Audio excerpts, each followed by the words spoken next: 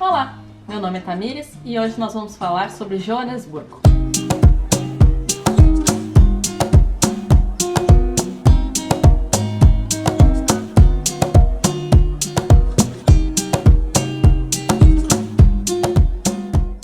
Joanesburgo, ou Joburg, como também é conhecida, é uma das maiores cidades da África do Sul, mas não é a sua capital. A África do Sul ela possui 3 capitais: Pretória, que é a capital executiva, Cidade do Cabo, que é a capital legislativa, e Bloemfontein, que é a capital judiciária. Nós nos hospedamos em Sandton. Sandton é difícil de explicar porque ele é um subúrbio muito rico e tem muitas casas gigantes com muros gigantes separando elas, muitas praticamente sem calçada. É muito difícil ver pessoas caminhando por ali. Então é uma sensação meio estranha de ter pouca gente caminhando, ter pouco comércio por ali onde tem as casas. Essa guest house que a gente ficou, que foi Harvard House, a gente alugou um quarto que ele era gigante, ele tinha uma cama de casal, tinha mais uma cama de solteiro, tinham 2 televisões, o banheiro tinha chuveiro e banheira, e as áreas comuns da casa eram muito grandes. O local do café da manhã tinha mesas enormes, o gramado, a entrada da casa, era tudo muito bonito, passava muito uma ideia de luxo, assim, era uma coisa bem diferente dos outros locais que a gente ficou na África do Sul. Nós ficamos 2 dias em Joanesburgo, então entre chegar no aeroporto, fazer check-in, chegar na guest house que a gente ficou, tivemos aí 1 dia e meio para fazer turismo pela cidade. Para esse 1 dia e meio nós pegamos o ônibus, o Sightseeing de Joanesburgo, que eu recomendo porque Joanesburgo é uma cidade muito grande, ou melhor dizendo, os seus pontos turísticos eles estão bem deslocados ao longo da cidade. Então, por exemplo, o Museu do Apartheid, ele ficava a 14 quilômetros do local onde a gente estava se hospedando.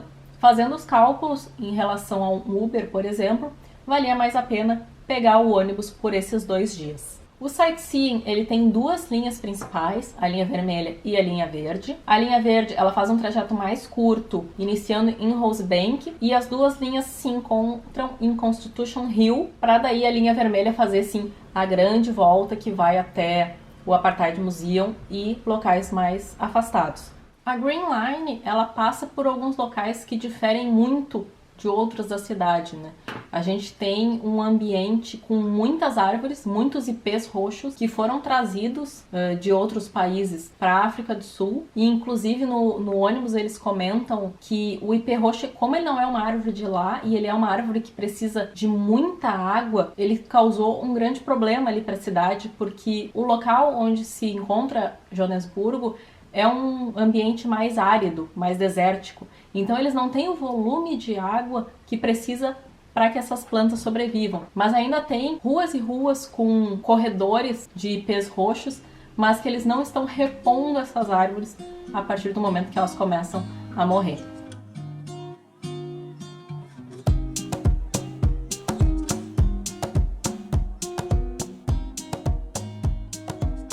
A primeira tarde na cidade, nós tiramos para conhecer o Apartheid Museum. A entrada do museu, ela já traz um clima um pouco diferente, porque a gente recebe tickets para dizer se tu vai ser considerado uma pessoa branca ou uma pessoa não branca. E na entrada do museu existem 2 portas, uma para pessoas brancas e outra para pessoas não brancas, como era o costume durante a época do regime do Apartheid.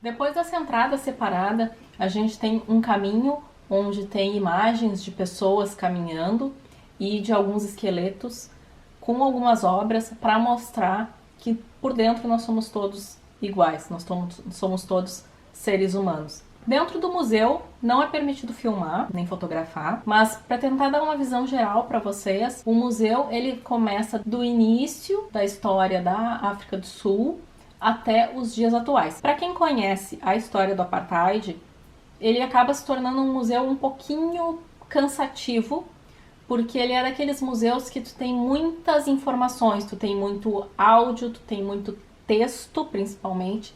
Então ele não chega a ser um museu muito imersivo. Tiveram algumas salas que eu achei bem interessantes, como por exemplo, a que mostra a quantidade de pessoas que morreram, teoricamente, por suicídio durante esse período, e o quanto isso era escondido, né, da população, tentando não colocar que aquilo tinha sido uma violência, que tinha sido cometido assassinatos pela polícia durante esse período. Então, no geral, ele é um museu bem interessante, principalmente para quem não conhece a história do apartheid. É um museu que vai precisar ali de pelo menos 1h30 para conseguir dar uma olhada geral em todas as informações. Mas, sinceramente, eu gostei mais do Constitution Hill, que foi o museu que a gente conheceu no dia seguinte.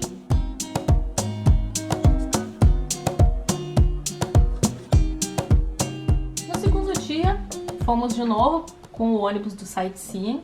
Ele passa pelo centro da cidade, que não é um centro bonito. Em algumas coisas ele lembrou muito o nosso centro aqui de Porto Alegre, mas naquelas regiões mais feias do centro, mais mal cuidadas, mais abandonadas, como Voluntários da Pátria, Júlio de Castilhos e outras avenidas daquele entorno. E por esse motivo a gente não fez nenhuma descida no centro. Tem uma atração que é um pouquinho mais famosa, que é o Top of Africa, que é um prédio onde tu consegue ter uma vista panorâmica da cidade. A gente tinha lido alguns reviews, não nos pareceu interessante, então a gente não desceu. Mas de qualquer forma é bem interessante passar pelo centro da cidade, justamente para ver esse contraste, né? Como eu falei antes, a gente estava numa região, numa cidade que é muito rica, e o centro da cidade é exatamente o oposto disso. A gente vê muita sujeira, muita coisa mal cuidada. Outra coisa que me chamou muito a atenção é uma enorme montanha de rejeitos das minas que fica ali muito próximo da cidade e é realmente gigantesco, e aquilo ali deixa um ambiente muito desagradável ali para quem fica perto desses locais. A nossa parada foi no Gold Reef Cassino, que é onde se faz a troca pro tour do Soweto. E o Gold Reef Cassino, ele é um complexo com cassino, com parque de diversões e até com uma mina de ouro, para quem quiser conhecer. Mas infelizmente a gente foi na cidade numa segunda e numa terça-feira. O parque de diversões e a mina, eles estão fechados nesses dias, então a gente não pôde conhecer. E tem muitos restaurantes ali também naquela área. Então, para quem quiser fazer uma pausa, de repente, para um almoço ou para algum lanche, é um bom local.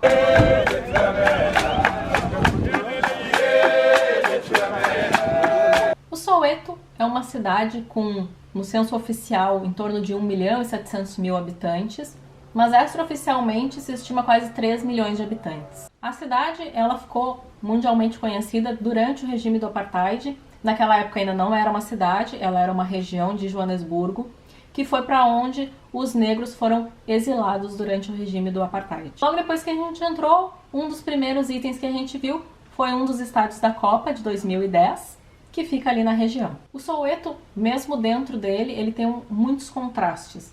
Então a gente começa conhecendo uma região com casas muito boas, com casas grandes, com casas de material, vai passando por casas que vão ficando um pouquinho mais simples, passa até por alguns prédios, no que a gente tem aqui no Brasil, estilo Minha Casa Minha Vida, que são prédios populares, até chegar nas favelas, como são conhecidas, as favelas de Lata, na África do Sul, onde realmente são casinhas muito simples, sem acesso à água, sem acesso à luz, muitas vezes, feitas com telhas de zinco. Outro lugar que o tour dá uma parada é para ver as Orlando Towers, que são 2 torres que hoje tem restaurante e tem bungee jump, para quem gosta. Nosso tour para um pouco mais longe, só para realmente a gente tirar uma foto desse monumento que tem ali no Soweto. A nossa principal parada é na praça, onde tem o monumento ao Hector Pieterson, que é um menino de 12 anos que foi baleado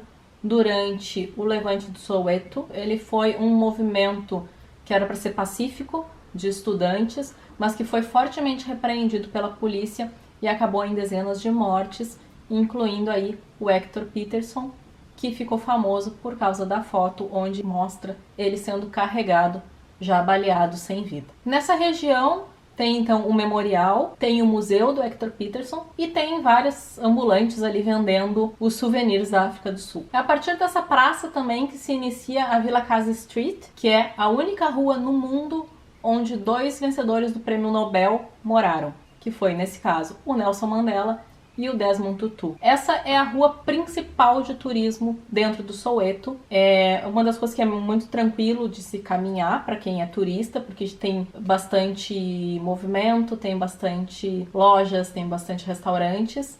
Nós passamos rapidamente por essa rua. O nosso tour ele dá uma paradinha super rápido, menos de 5 minutos, na frente de onde foi uma das casas do Mandela. Nós não tivemos tempo de entrar, mas também pelo que a gente leu, é um museu bem pequeno, então não sei se valia tanto a pena. E a casa do Desmond Tutu não é museu, não tem como visitar, só tem uma placa na frente informando que aquela foi uma das casas onde ele morou. Uma das nossas últimas paradas foi a Freedom Square, onde tem um monumento com as leis da Constituição sul-africana e tem uma pracinha ali com algumas pessoas vendendo algumas coisas. Foi uma parada bem simples mesmo.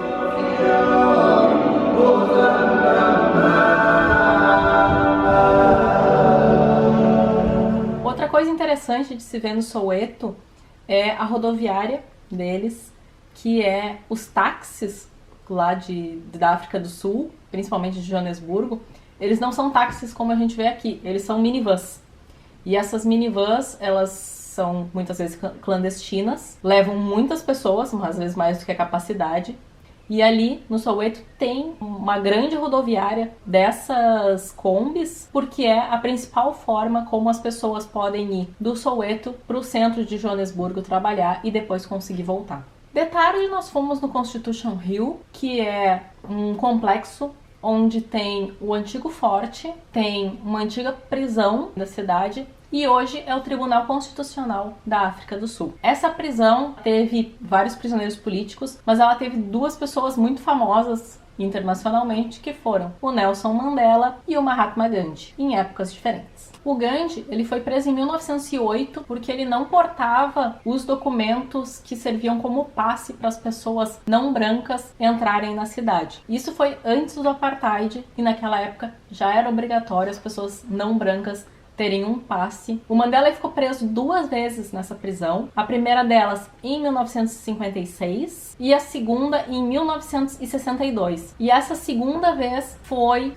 aguardando o julgamento, que acabou se tornando aquele em que ele ficou 27 anos preso, passando um tempo em Robben Island, na cidade do Cabo, e em outras prisões. O antigo forte, ele servia como prisão para as pessoas brancas e o que eles chamavam de seção 4 servia como prisão para as pessoas negras. E isso tem uma curiosidade, que o Nelson Mandela, ele foi o único negro a ficar preso no antigo forte, porque achavam que se ele ficasse preso junto com outros negros, que ele poderia ser um incentivador e acabar causando algum problema dentro da prisão.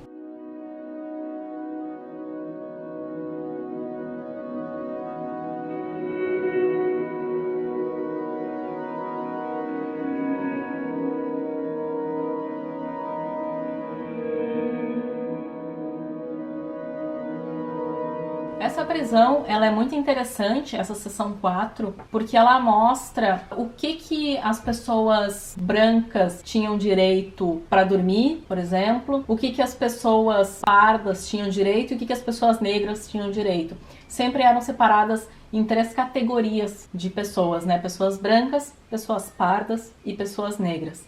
E tudo tinha diferença, desde as acomodações até a alimentação. Por exemplo, só brancos recebiam leite, um pouco de leite. Negros não recebiam nenhum tipo de carne. Outro local que tem ali também são as solitárias, onde ainda dá para ver as coisas que os presos escreviam dentro das solitárias, né? Dá para entrar até mesmo numa delas, se quiser, para conhecer. Esse foi um dos museus que eu achei mais interessantes, porque como a prisão era ali, então a gente tem uma questão mais vívida da história. Então, esse museu eu acho que é um que vale a pena conhecer.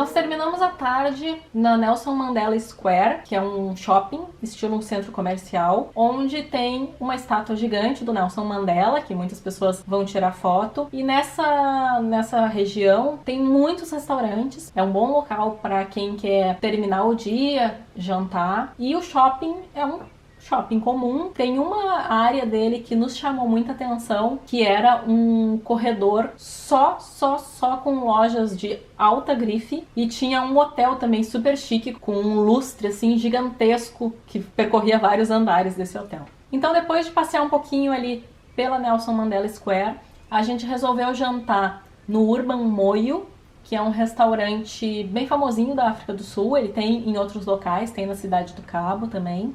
É um restaurante que eu recomendo, a gente achou a comida muito boa, o ambiente bem legal, o preço, em geral na África do Sul, a gente achou os preços de alimentação muito tranquilos, tá? Então a gente consegue comer bem por um preço parecido ou até muitas vezes menor do que a gente consegue em restaurantes do mesmo nível aqui no Brasil. Então, Joanesburgo, ela não é uma cidade turística. Os voos que vêm do Brasil, eles param sempre em Joanesburgo. Muitas pessoas optam, principalmente quem tem menos tempo, em fazer uma conexão direto com a Cidade do Cabo, ou já descer do aeroporto, pegar um carro e ir pro Parque Kruger, que a gente já fez um vídeo, mas a gente optou por ficar esses 2 dias na cidade para conhecer um pouco dela. Nossa visão nesse período é que ela não é uma cidade imperdível, porque ela não é uma cidade bonita que tu vai sair assim, ai, conheci lugares lindos nessa cidade e tudo mais. Mas para quem quer conhecer um pouco da história da África do Sul